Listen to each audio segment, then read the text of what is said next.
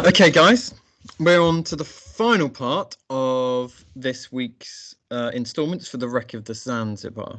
Now, we just found out that Billy's left home, he got on the ship and has headed off around the world. I wonder what's going to happen now on the island, what the dynamic's going to be like, what his sister's going to do, and what the actual Zanzibar is. We haven't found that out yet. We don't 100% know what's going on. We know that there was a little model of it from her grandma, but we don't actually know anything about the story of the Zanzibar yet. So this is all part of the build-up of the story. So let's see what's going to happen next. So let's first of all look at our keywords for today. We have a couple here, and one of them I said didn't actually come up before, which is vicar. So that was the Christian priest who leads church services. Next we're going to have squall, which is a sudden gust of wind or storm, often violent in nature. These things seem to come out of nowhere and often are devastating. And finally, leatherback turtle. It's a turtle found in both the Atlantic and Pacific Oceans with a leathery shell. And here's a picture of one here. They're not common in the United Kingdom. To find one is incredibly rare because of our cold climate. Okay, guys, so I'm going to start sharing the story with you.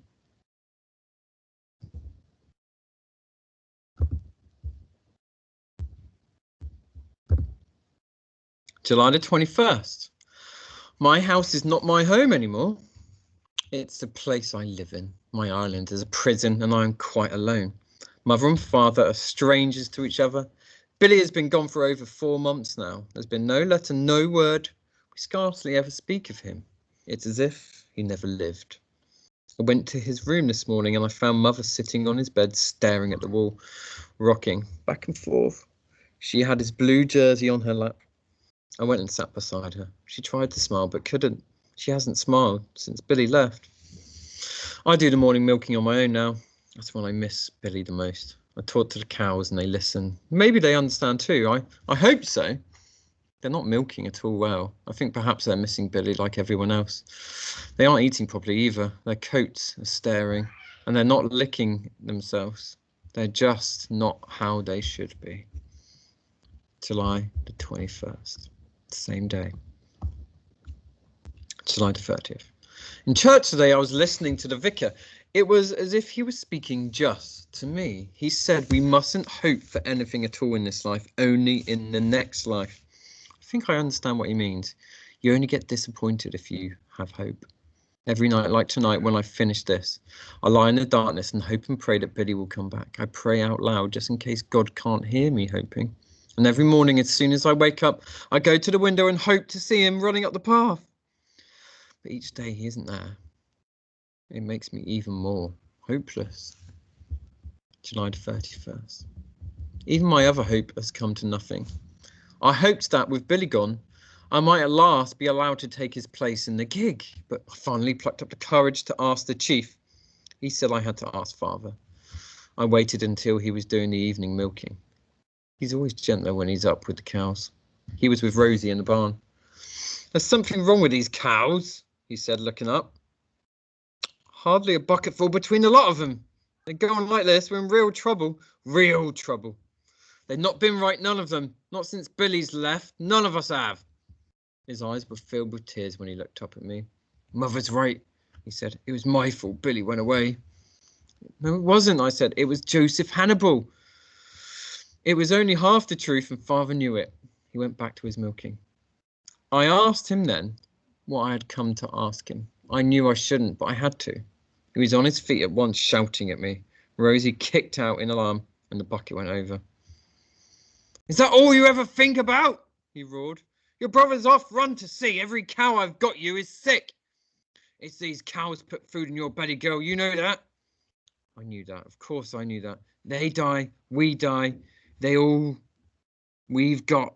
And you come fussing to me about the gig. How many times have I told you? There's never been a girl rowed out in a gig. And not on this island. Not on any island. And you'll not be the first. Do you hear me? I ran off with him still shouting after me. I never thought I could think it. I never thought I could write it. But I hate my father. August the 23rd. Rosie is very sick, there's no doubt about it. She's thinner every day. She stopped milking entirely. We sell what we can, a little to everyone. Until now, the cows always made enough milk for the whole island. We were the only people milking cows. They rely on us for milk. They always have done. Now with Molly gone and Rosie poorly, we just haven't got enough to go round. We've still got Celadine and Petal, but Petal's not in milk and Celadine's giving precious little. Father says if anything happens to either of them, we're done for. All we can do, he says, is to hope and pray for a wreck. So that's what I'm doing, hoping and praying for a wreck.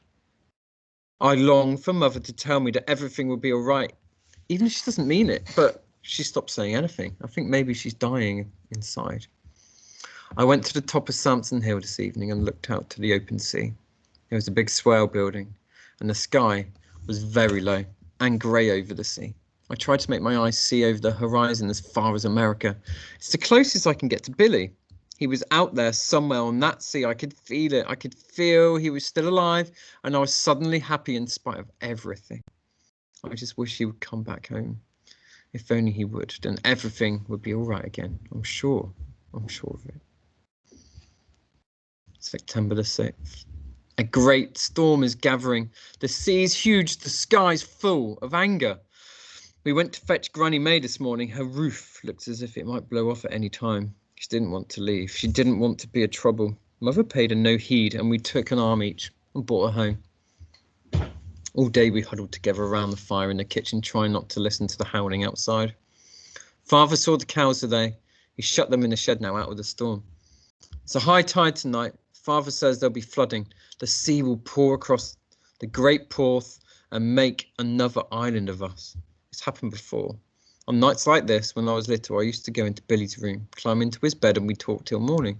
We could pretend we weren't frightened, and if we pretended hard enough, then we weren't. Now I sit alone in my bed and I listen to the roar of the storm outside and the whistle of the wind in the windows, and I'm afraid. I can only think of all the sea pounding our little island, trying to suck us down and sink us forever. I'm so afraid. Where are you, Billy? Where are you? Why did you go and leave me? Right, guys, I'm going to leave it there. Things have taken a turn for the worse on Briar. I wonder what's going to happen next. Now, the storm has passed, but everyone seems really sad that Billy's gone. The cows aren't milking, and without cows they can't make money and they can't then buy food, which means they could starve. So let's find out next week about what's going to happen next. Thanks for listening. Speak to you soon.